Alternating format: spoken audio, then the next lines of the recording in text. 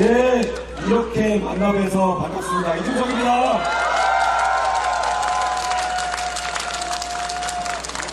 제가 원래 목 관리를 잘하는 편인데 이번에 워낙 대구에서 발음이 열렬해가지고 어제 목을 거의 다 소진해가지고 지금 이 모양 이 꼴이 됐습니다.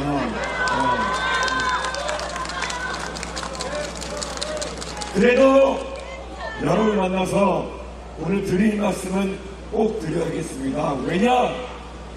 사실 이 공간, 바로 이 공간, 저에게는 3년 전에 특별한 추억이 있는 공간입니다. 그때 제가 윤석열이라는 사람 한번 만들어 보려고 계속 뭐라고 그래가지고 저기 울산에서 제가 그때 만나가지고 당신 이렇게 해라 약속받고 와가지고 요 바로 뒤에 있는 하트 구조물 앞에서 윤석열 생일 케이크도 주고 그랬습니다. 그런데 여러분 아시는 것처럼 3년이 지나가지고 이 사람 대한민국 통째로 망가뜨려 버렸습니다. 제 입장에서는 매우 기분이 상하고 제 젊은 시절의 노력이 정말 부정당하는 그런 느낌입니다. 여러분 아마 비슷한 안타까운 마음 가지고 있을 겁니다. 그래서 저는 결심했습니다. 다시는 대한민국의 대통령 만드는 일이 아니라 제 스스로 대통령 돼가지고 나라 바꾸겠습니다.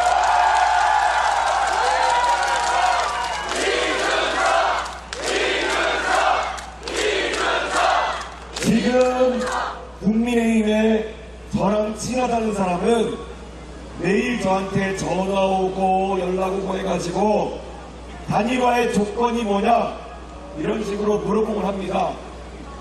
그런데 저는 일관되게 답합니다. 가능성 없다. 맞습니다, 여러분.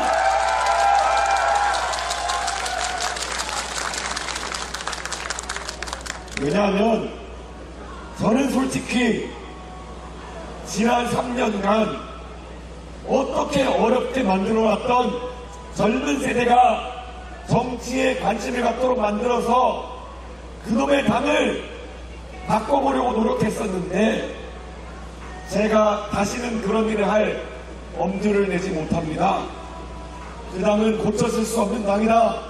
저도 확실하고 여러분도 확실하지 않습니까?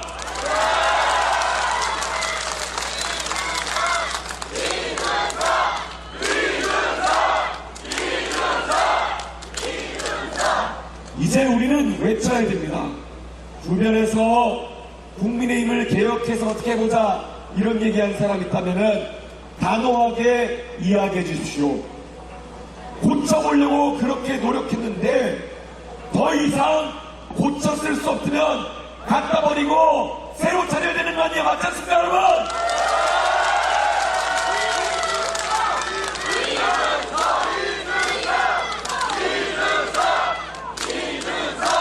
누군가는 이야기합니다.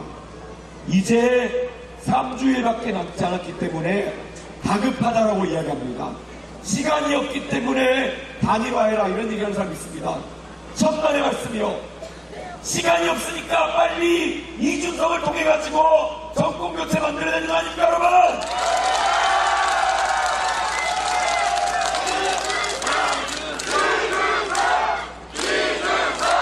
그 유일하고도 당연한 방법, 그 정답 하나만 빼놓고 지난 6개월 동안 얼마나 뺑뺑이 돌면서 시간을 낭비해왔습니까?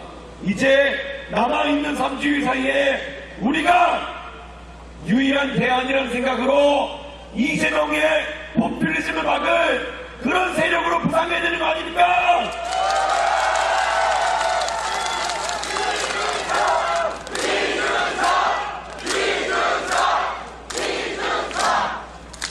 저는 이재명이라는 사람을 비판할 때 구질구질한 얘기 하지 않습니다. 그 사람이 가족 간에 얼마나 재미있는 대화를 했는지 이제 그런 것도 중요하지 않습니다.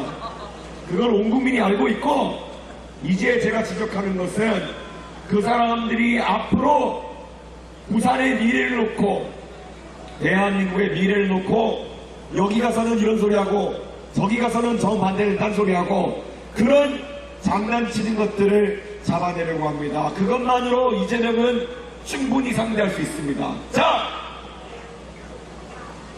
오늘 이재명 후보가 부산에 와가지고 예전에 산업은행 부산 이전 이슈 관련해가지고 정치권에 말이 많았는데 그거를 못하겠다고 이야기하면서 대신 HMM, 옛날 현대상선 본사를 부산으로 가져오겠다고 했습니다.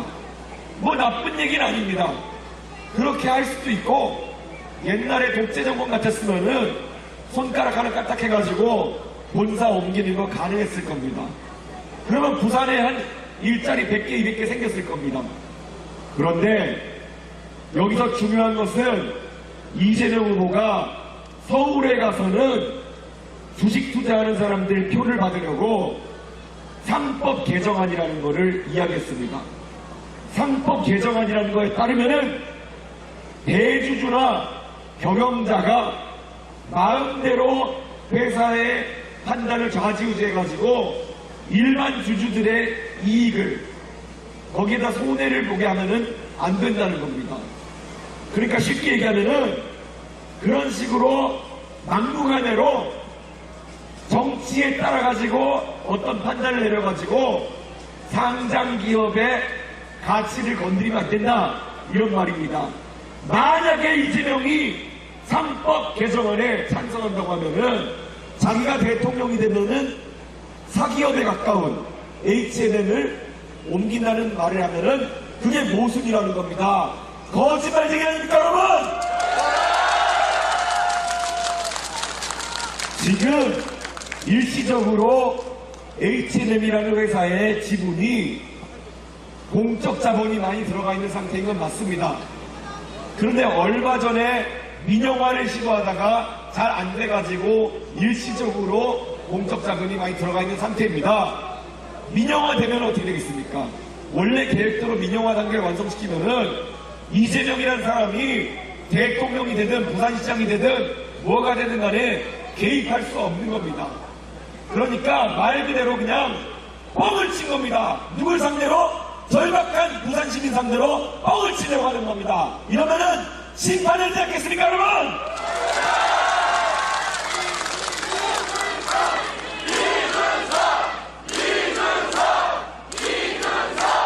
저는 부산에 올 때마다 매번 선거 때마다 제가 같은 공약을 반복해서 이야기할 때마다 죄책감이 듭니다.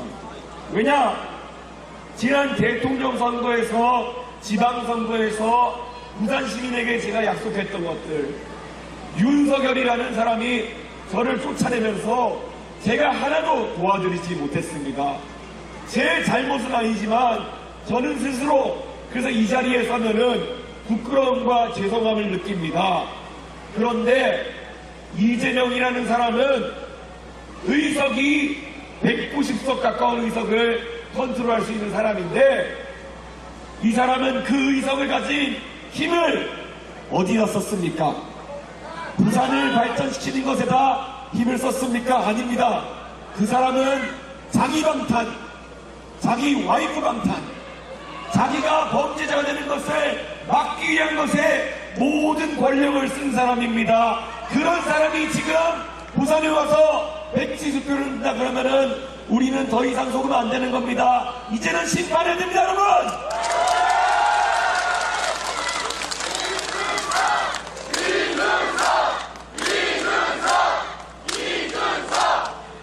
만약에 지금까지 민주당이 정치적인 그런 상황 속에서 매번 특검 추진하고 할 만한 그런 여력이 있었으면은 당연히 부산 발전을 위해 가지고 여러 가지 예산안이나 법안들 통과시킬 수 있었을 겁니다.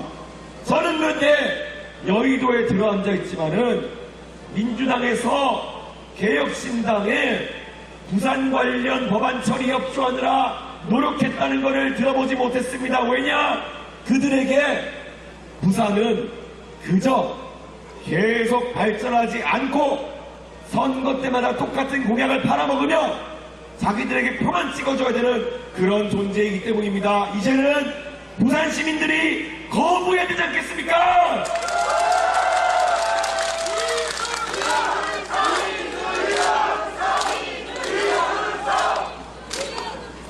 지금 부산의 문현동 금융단지에 금융 기업들을 가져오겠다고 한 지 벌써 몇 년이 지났습니까? 그런데 여야 정치권 모두 산업은행을 옮기느니 마느니 같은 단편적인 주제를 가지고 실랑이 하고 있습니다. 저는 적어도 제가 미국에서 국비유학으로 배워온 경제학에 따르면은 경제라는 것은 높은 곳에서 낮은 곳으로 물이 흐르듯이 규제를 낮추고 세금 부담을 줄이면 자연스럽게 투자가 그쪽으로 몰릴 수밖에 없는 구조입니다. 이 간단하고도 진리에 가까운 경제학을 도외시하고 이재명 후보는 괴짜 경제학으로 사람들에게 공약을 걸고 있습니다. 저 이준석은 부산의 금융도시로서의 미래를 그리기 위해 두 가지를 약속합니다. 첫째, 거래소가 옮겨온 다음에 우리가 기대했던 증권과 주식시장 관련 기업들이 부산으로 올 기미가 보이지 않습니다. 그렇다면 그들에게 인센티브를 줘야 되는 것입니다. 그들이 부산으로 본사를 옮기고 직원들이 옮겨올 수 있으려면은 부산에서 증권사하고 금융기업을 운영하는 것에 이득이 있어야 되는 겁니다. 아까 말했던 것처럼 가장 조율하기 쉬운 것은 세금입니다. 자, 대한민국에 주식 투자해 보신 분들은 다 아시겠지만 우리가 주식을 살 때마다 내야 되는 세금이 있습니다. 바로 증권거래세입니다. 예전에는 0.3% 정도 냈다가 이제는 금투세라는 것이 생긴다 그래가지고 0.2%, 0.1%로 인하할 예정입니다. 그런데 이번에 젊은 세대의 반대로 인해 가지고 금투세 도입이 이제 안 되게 됐습니다. 그러면은 증권거래세는 다시 올리자는 얘기가 대두될 것입니다. 저는 부산에서 만약에 어떤 증권회사가 본사를 두고 증권회사를 운영할 생각이 있다 한다면 부산의 금융특구에 자리하는 그 증권사와 거래하는 고객들에게는 더 낮은 증권거래세로 거래할 수 있도록 하겠습니다. 그렇게 되면은 부산의 증권사들이 이전할 것입니다. 그렇지 않습니까, 여러분?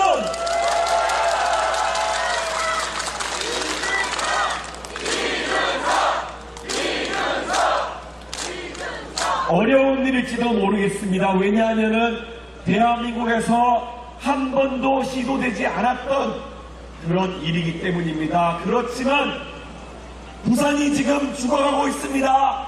이 상황에서 부산을 살려내기 위해서는 아주 특별한 전무후무한 대책이 필요한 것이고 저는 여러분에게 저의 새로운 누구도 이야기하지 않았던 아이디어를 던졌습니다. 이 계획이 실현되기 위해서는 세상이 놀랄 만큼 부산이 대동단결해야 됩니다. 세상이 놀랄 만큼 부산 시민들이 저에게 많은 표를 몰아주셔서 부산 발전을 위해 새로운 아이디어를 내고 목 놓아서 외칠 수 있는 사람에게 부산 시민들은 당이 아무리 작아도 부산을 위해서 목이 쉬도록 외치는 사람에게는 표를 주는 사람이구나. 그래야 정당들이 부산을 두려워하고 부산을 위한 공약을 내고 부산 발전시키는 거 아니겠습니까, 여러분?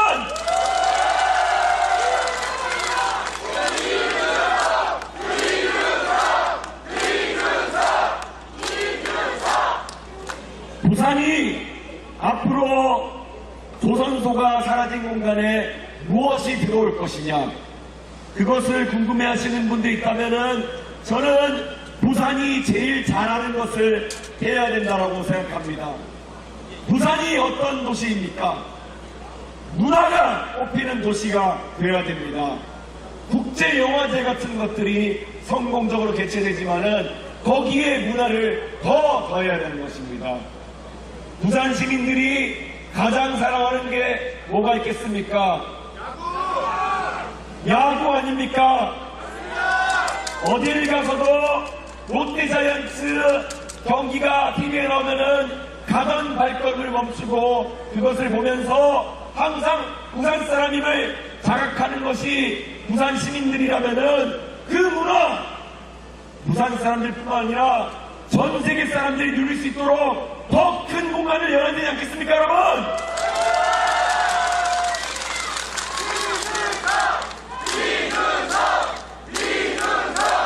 미국에 가면 메이저리그 야구장들이 각자의 특징을 가지고 건설되어 있습니다. 물론 우리 사직구장, 정말 많은 역사와 함께해온 멋진 구장이지만 이제 야구 경기장 중에 가장 낡은 축구수가는 구장이 되었습니다. 이제 저는 부산이 샌프란시스코의 오라클 파크처럼 바다 곁에 있는 홈런 치면은 공이 바다로 떨어질 수 있는 그런 멋진 야구장 하나 가졌으면 하는데 동의하십니까?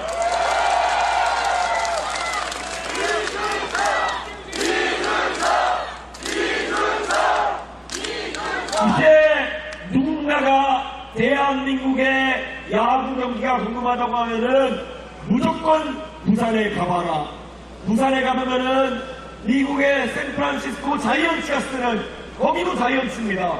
그 오라클 파크보다 더 멋진 바닷가 구장이 있는 부산, 그 그림이 그려진다면은 우리는 이번 선거에서 힘을 합쳐서 이뤄낼 수 있습니다. 부산이 진짜 잘하는 것을 더 잘할 수 있게 여러분께서 힘을 모아주시겠습니까?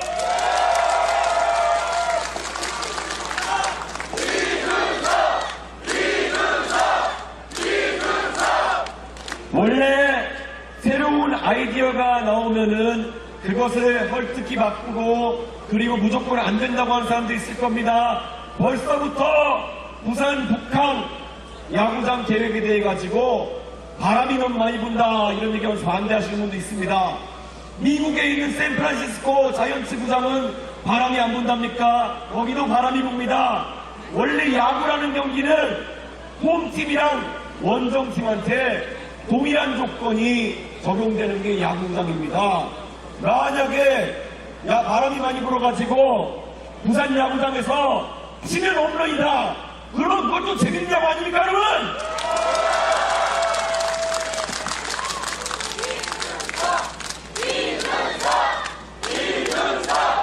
그리고 저는 제 책에 벌써 몇 년 전부터 부산은 앞으로 대한민국과 중국과 일본 사이에 존재하는 대한민국의 으뜸가는 데이터 센터 입지를 가지고 있다. 이런 이야기를 했습니다. 이제 AI 시대가 되어가지고 데이터 센터에 대한 수요가 많이 늘어날 겁니다. 자, 데이터 센터가 뭡니까? 컴퓨터 서버들 많이 쌓여있는 곳입니다. 그럼 첫째로 전기가 많이 필요합니다. 질 좋은 전기 어디서 생산됩니까? 바로 기장에 있는 원전에서 생산되는 거 아닙니까, 여러분? 자, 거기에 더해서 데이터 센터는 냉각을 해야 됩니다. 주변에 바닷물이 풍부한 부산 좋은 입지 아닙니까, 여러분?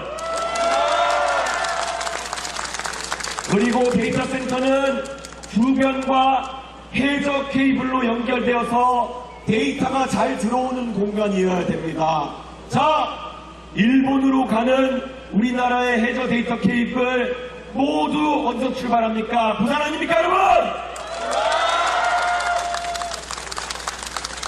전기와 물과 데이터가 모두 준비되어 있는 부산, 이곳에 바로 대한민국을 대표하고 전 세계를 향해 데이터를 송출할 수 있는 메가 데이터 센터들이 들어서야 된다. 동의하십니까, 여러분?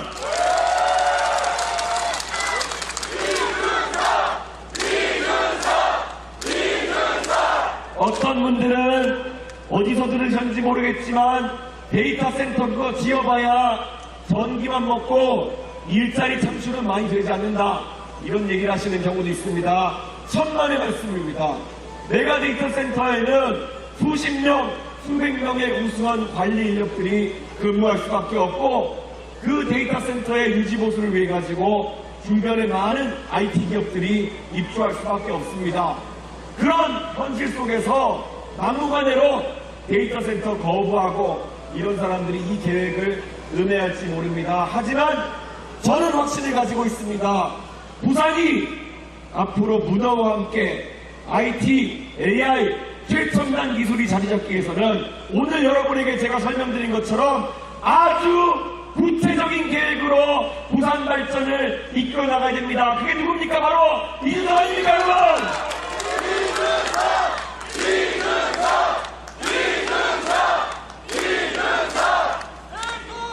네, 정말 이 부산의 열정이라는 것은 제가 올 때마다 감탄합니다.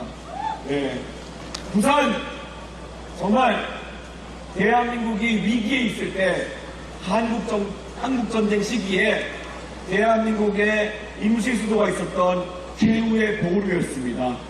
이제 대한민국 정치를 포퓰리즘으로 몰아가는 저 이재명 세력에 대해 가지고 마지막 보루로 대한민국을 지켜줄 곳도 바로 여기 부산 아니겠습니까, 여러분?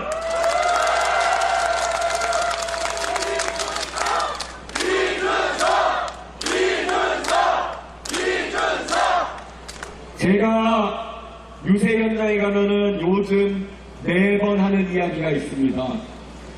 주변에 다른 분들이 아직까지 누구 뽑아야 될지 결정 못했다, 이렇게 말씀하시는 분이 있으면은 이거 한번 물어봐 주십시오.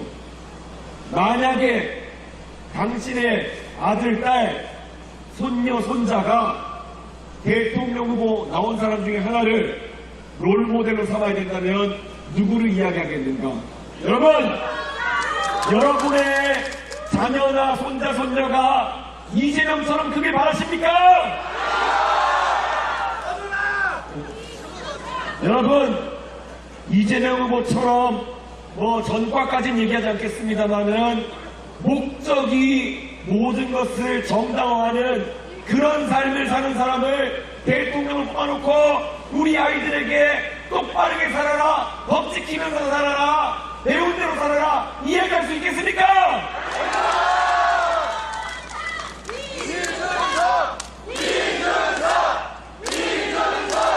대통령은 대한민국을 대표하는 자리일 뿐만 아니라 대한민국의 얼굴입니다. 어떤 사람이 됐느냐에 따라 가지고 우리 아이들이 이렇게 할 겁니다. 아니, 대통령도 욕하고 안마하던데 나는 하면 안 됩니까?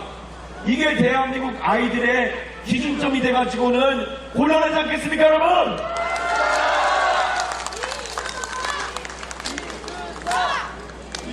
그리고 혹시 주변에서 이준석이 아직까지 나이 40이라 가지고 어려가지고 대통령을 할 수 없다, 이렇게 말하시는 분이 있다면은 이렇게 한번 물어봐 주십시오. 아니, 그러면은 이준석이 나이가 40이라서 안 된다 그러면은 그 대안이 74살의 김문수 후보냐, 이렇게 물어봐 주시면 말이 안 되지 않습니까, 여러분?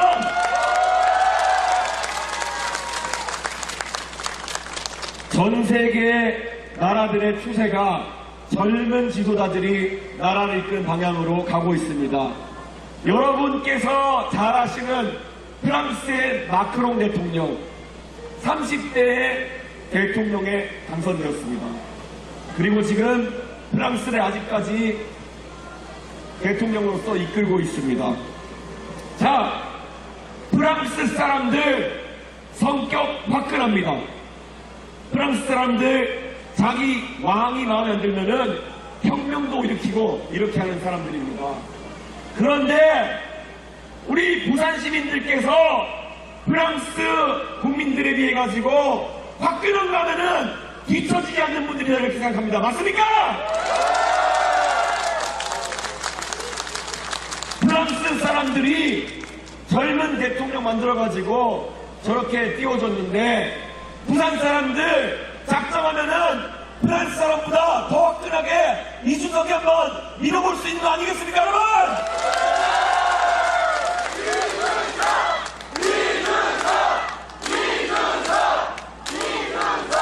많은 분들이 개혁신당이 의석수가 3개밖에 없어가지고 제가 대통령이 되어도 이재명이라는 사람이 자꾸 괴롭혀가지고 할 일 못하는 거 아니냐 이렇게 얘기하시기도 합니다. 그런데 프랑스의 마크롱 대통령도 대통령 됐을 때 의석이 없었습니다. 그런데 뭡니까? 젊다는 게 뭐겠습니까? 저는 지금까지 제가 해온 대로 진영 싸움하지 않겠습니다. 논리적으로 옳고 그름을 따져가지고 저는 당당하게 만약에 민주당에서 제가 옳은 일을 했는데 반대한다고 생각하면은 민주당의 지도자에게 우리 한번 그러면은 TV 생중계 되는 곳에서 누가 국민들을 위해서 옳은 판단을 하는 것인지 한번 토론해 봅시다. 이렇게 얘기하겠습니다. 이렇게 저는 새로운 협치 모델을 만들어서 대한민국 정치 이제 국민 속썩이지 않도록 그렇게 만들어 보려고 합니다.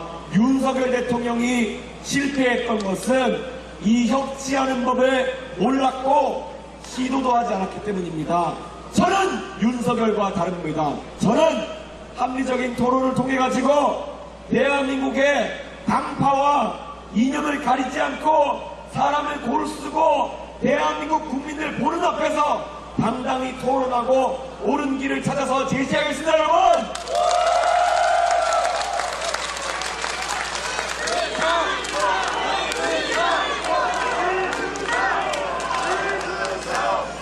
제가 이제 정치에 들어온 지 14년째가 되었습니다. 그러면 제가 24년 동안 왜 정치를 하는지에 대해서 여러분에게 말씀드릴 기회가 많지 않았습니다. 왜냐하면은 TV에 나가면은 맨날 물어보는 게 윤석열 대통령 얘기거나 아니면 단일화 어떻게 생각하냐 이런 것만 이야기하기 때문에 왜 정치인 이준석이 이렇게 어려운 길을 걸으면서 정치를 하는지에 대해서 말씀드릴 기회가 적었습니다. 오늘 여러분께 말씀드리고 싶습니다. 저 사실 정치할 생각도 없었던 컴퓨터 프로그래머였습니다. 그런데 저에게 우연하게 박근혜 대통령이 정치를 할 기회를 줬습니다. 자, 저의 어릴 적으로 되돌아가보면은 저희 아버지 어머니 대구 출신으로 서울에 상경해가지고 대학 다니고 졸업해서 만나서 결혼해서 돈이 많진 않아가지고 서울의 지하철 4호선 종점에서 저를 키우면서 살았습니다. 그런데 대한민국의 일반적인 아버지 어머니들이 그러셨던 것처럼 정말 지하철 종점에서 신혼생활을 시작하지만 언젠가는 조금 더 대한민국의 중심부로 올라가가는 그런 꿈이 있었고 그래서 그 유일한 방법으로 선택했던 것이 아버지 어머니 당신들이 외식갈 돈 한번 줄여가지고 아이들 교육에 투자하겠다. 우리 아이들에게는 조금 더 나은 교육을 시켜보겠다. 나중에 내 아이들은 더 좋은 교육 와서 더 좋은 직업을 갖도록 하겠다. 이 일념 하나로 교육에 투자했습니다. 이게 아마 저희 가족만의 이야기는 아닐 겁니다. 여기 계신 모든 어머니, 아버지들의 똑같은 비전이었을 겁니다. 내가 오늘 조금 덜 쓰더라도 나중에 내 아이가 더 행복해질 수 있다면은 모든 것을 투자하는 것이 대한민국의 정신이었고 지금까지 대한민국에 올 수 있었던 원동력이었습니다. 그래서 저희 아버지, 어머니가 교육에 대한 많은 투자를 해주신 덕에 저는 과학고도 가서 공부도 하고 나중에 나라 돈으로 미국에 가가지고 세계의 수재들과 같이 공부하는 영광도 겪었습니다. 그리고 나중에 한국에 돌아와가지고 봉사활동을 하다가 정치에 입문하게 되었고 그 정치에 입문한 다음에 정말 정치적으로 제가 정치하는 가문에서 태어난 것도 아닌데 똑바르게 살면서 정치했더니만은 어느 순간 대한민국 국민들이 저를 집권 여당의 당대표로 만들어주시고 또 어렵게 정치하다가도 저를 국회의원 만들어줬습니다. 그래서 저는 우리나라 대한민국에 너무 감사하고 그리고 이 대한민국에 누구나 노력하면은 성공할 수 있는 이 기회의 사다리를 제가 지켜내고 싶었습니다. 그래서 저는 정치를 하고 있는 것이고 포퓰리즘과 싸우는 것입니다. 여러분 제 꿈을 공유하시겠습니까?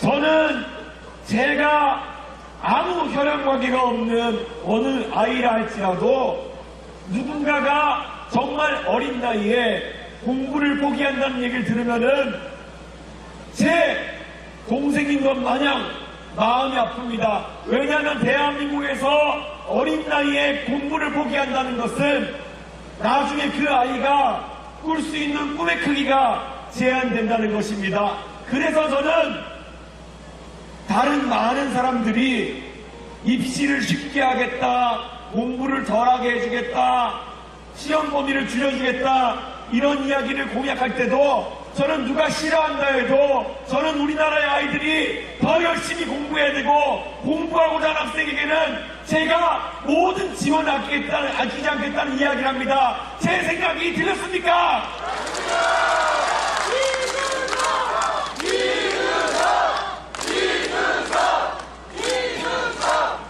나중에 10년 뒤에 20년 뒤에 이 서면에 유세차 위에 올라와서 어떤 부산의 아이가 잘 자라서 나중에 자기가 대한민국에 강사하면서 대통령에 도전한다고 하면은 저는 굉장히 감격스러울 것입니다. 그게 유지된다고 하면은 저는 정치하는 보람이 있는 겁니다.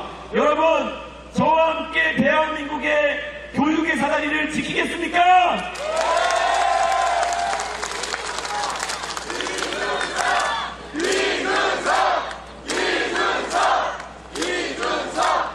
진짜 저는 제가 방금까지 말씀드렸던 대한민국의 문화를 지켜나가고 싶습니다. 여기 계신 부모님들 전부 다 자식 키우면서 내가 조금 덜 쓰더라도 내 자식은 눈물 짓지 않게 하겠다는 그 마음으로 살아오셨는데 요즘 들어서 정치권에서 하는 야합은 정반대입니다. 최근에 국민연금 개혁안이라는 것이 통과되었습니다. 말만 개혁이지 내용을 들여다보면은 젊은 세대에게 아니면 아직 태어나지도 않은 세대에게 부담을 떠넘기는 선택을 여야가 야합으로 한 겁니다. 자, 이 여야 양당의 거대 양당이 합의한 것이 대한민국의 정신과 정반대 방향이지 않겠습니까? 지금의 기성세대가 연금을 더 받아가고 그 부담은 태어나지도 않은 젊은 세대에게 떠넘기겠다는 이 생각, 미래 세대를 위해서 우리가 희생해야겠다는 그런 생각을 했던 지금의 아버지 어머니들 생각과는 너무 다른 합의 아닙니까? 왜 태어나지도 않은 미래 세대한테 그런 부담을 떠넘기면서 개혁이라고 포장하는 것입니까? 저는 오늘 이 자리에서 이야기하겠습니다. 만약에 제가 이런 얘기를 해가지고 표가 떨어져야 한다고 해도 저는 관계없습니다. 이준석 정치하면서 최대한 미래 세대에게 부담을 떠넘기지 않는 그런 정치를 하겠습니다.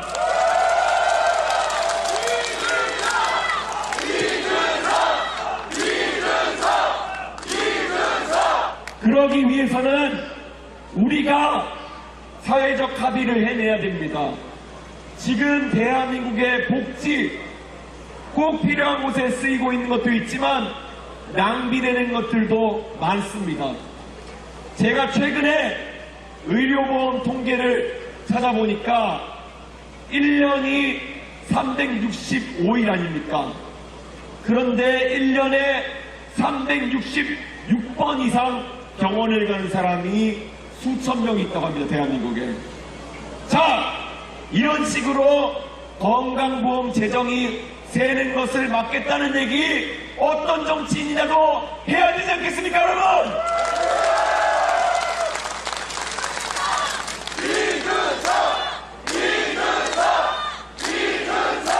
원래 의료보험이라는 것이 설계되었을 때 정말 내가 큰 병에 걸려가지고 암에 걸렸거나 아니면은 큰 수술을 받아야 될 때 그게 가게에 부담이 되지 않도록 병 때문에 가게가 무너지지 않도록 하는 것이 의료보험 정책의 처음이었습니다. 근데 지금은 양당이 선심성이 계속 혜택을 늘리다 해서 이제는 1년에 366번 이상 병원 가는 사람들이 이 혜택을 다 고갈시키고 있습니다. 저는 이런 것들 표가 떨어지더라도 계속 이야기해서 대한민국 재정을 견실하게 만들고 미래 세대에게 부담을 떠넘기지 않도록 그렇게 정치하겠습니다, 여러분!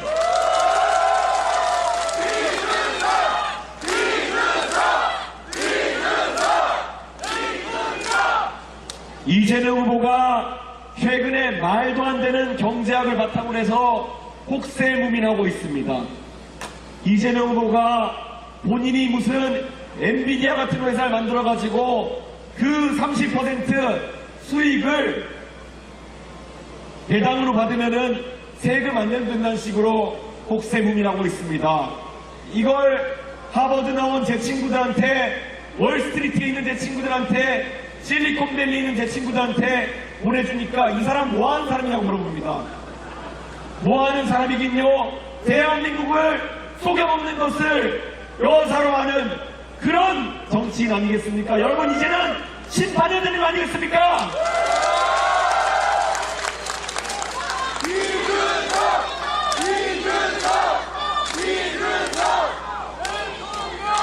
이준석이 왜 지금까지 정치하면서 기득권 세력의 미움을 많이 받아왔겠습니까? 그들이 뻥치고 거짓말하는 것을 넘기지 않고 조목조목 제가 지적해서 얘기하니까 얼마나 불편했겠습니까? 그런데 그들을 맡기면은 국민들이 불편해지는 것이기 때문에 저는 항상 제자리에서 할 말을 하고 바른 소리를 했습니다. 이게 싸가지입니까, 여러분? 오히려 최근 며칠간 국민의힘에서 자기들이 선출한 후보를 뜯어내려 그러고 자기들끼리 내보는 모습 보이고 홍준표 시장한테 내가지고 막말하고 이런 게 진짜 나이 60 먹은 싸가지 없는 사람 아닙니까, 여러분?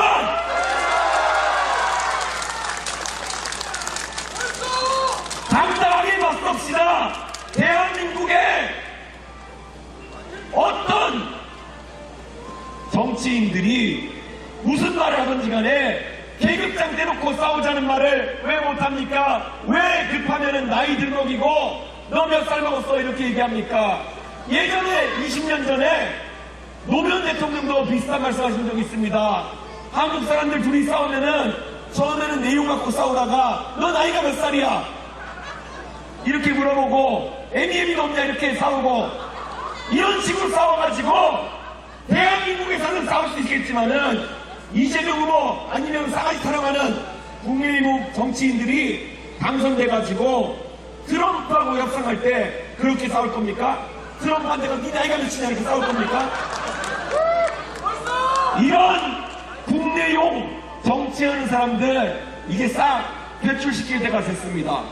트럼프 앞에서도 당당하게 논리로 이야기할 수 있고 따질 수 있는 사람이 대한민국을 이끌어야 통상분쟁을 할 수 있는 겁니다. 통상분쟁을 이길 수 있는 겁니다.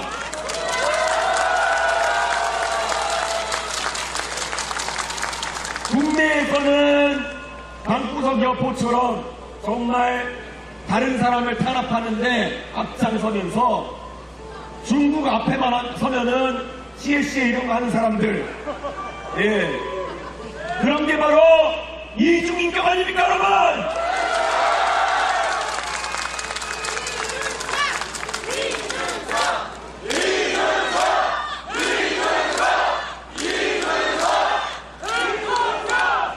이재명 후보는 본인이 민주당 후보이지만은 정말 이 부산을 대표하는 두 분의 전직 대통령과는 정말 다르게 살아왔던 분입니다. 자, 부산을 대표하는 정치인 중에 하나 김영삼 대통령 독재에 맞서가지고 할 말 다 하고 살았던 분 아닙니까?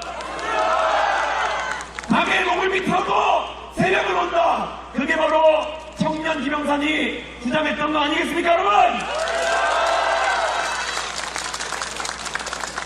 노무현 대통령이 뭐라고 했습니까? 노무현 대통령 누구보다 당당하게 서슬퍼런 상황에서도 이 있습니다. 손들고 할 말 다 했던 사람 아닙니까?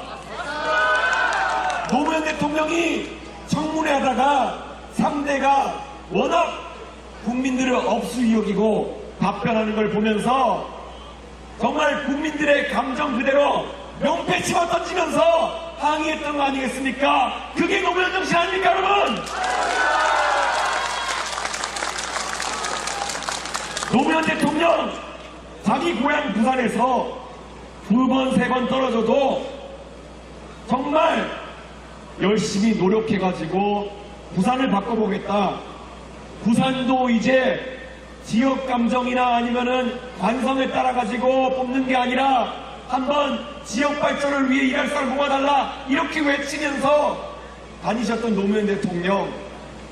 어려운 것과 불리한 것을 다 감수하면서 똑바르게 정치했던 노무현 대통령. 자, 그에 비해서 이재명 후보 어떻습니까? 자, 이재명 후보 성남시장 출신입니다. 그런데 2022년 보궐선거 때 성남 분당구에 국회의원 자리가 나오고 계양구에, 인천 계양구에 있던 국회의원을 뜯어가지고 서울시장 내보내고 그 자리에 찾아 들어갔습니다. 자기가 연고지인 성남 분당 출마 안 했습니다. 왜 그렇게 했습니까? 방탄해야 되는데 떨어질까봐 도망간 겁니다. 그렇지 않습니까, 여러분? 민주당 후보라면은 적어도 노무현 정신에 먹칠을 할 만한 행동을 하는 사람을 후보로 뽑아서는 안 되는 겁니다. 자, 고향 상계동에서 3번씩 떨어져 가면서도 어렵게 정치해온 이준석과 자기 지역인 성남을 버리고 인천 계양으로 도망간 이재명. 누가 더 노무현 정신을 잘 구현하는 사람입니까?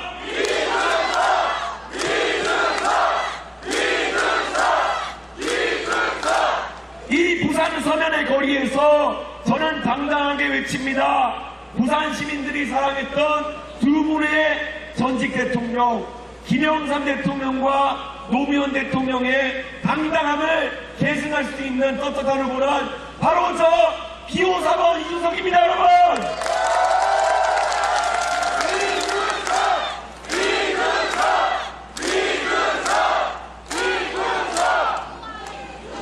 이번 선거에서 정말 대한민국의 운명이 나락으로 갈 수도 있고 아니면 다시 올라가는 국면이 올 수도 있습니다. 그것을 결정할 것은 여러분의 투표입니다. 부산 시민의 투표입니다. 대한민국 국민들의 투표입니다. 자, 그러면 이 자리에 모이신 분들이 해주셔야 될 것이 있습니다.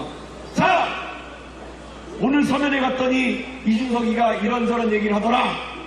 자, 다른 건 모르겠고 며칠 뒤에 이준석이가 다시 서면에 온다더라.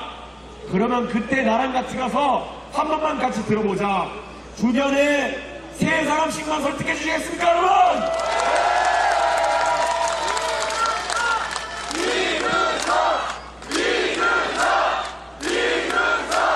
다음에 왔을 때 3배로 모아놓으시면은 그 다음에 또 오겠습니다. 그러면 10배가 될 것입니다.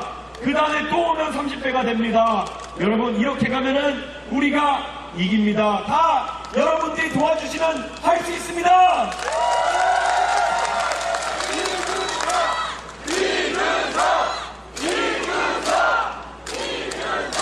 저는 앞으로도 정치 힘들게 해나갈 겁니다. 사탕 발린 소리 안 할 겁니다.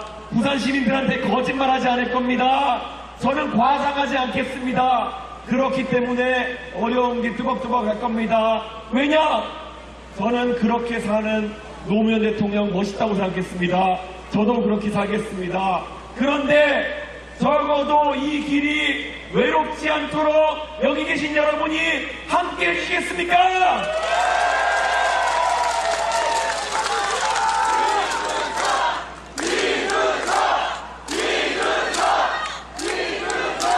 원래 제가 부산 시민들 앞에 서면은 한 4시간, 5시간 떠들고 싶은데 이번 주말에 TV 토론이 있어가지고 목을 좀 아끼겠습니다. 진짜 오늘 이 자리에 와주신 모든 분들 너무 감사하고 제 앞에서 또 멋진 연설을 해주신 한익병 원장님 너무 감사합니다.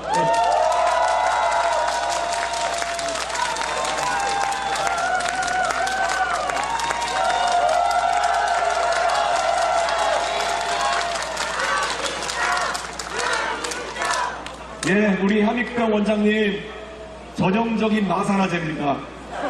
예, 근데 정말 저 무뚝뚝하면서도 정말 할 말 다 하고 사는 모습, 언제는 또 이성적이고 언제는 한번 꽂히면은 열정적인 그런 모습, 전형적인 부산 사람, 마산 사람 모습 아닙니까, 여러분?